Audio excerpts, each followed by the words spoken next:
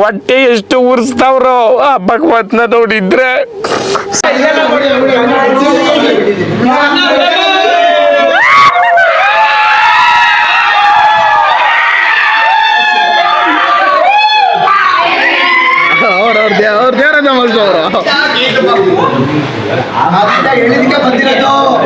ಇದ್ರ ಶೂಟ್ ಮಾಡಿ ಸಾಯಿಸ್ಬಿಡ್ತೀನಿ. ಇರಿಟೇಷನ್ ಕಟ್ರಿ ಕಳ್ಸಿ ಆಚೆ.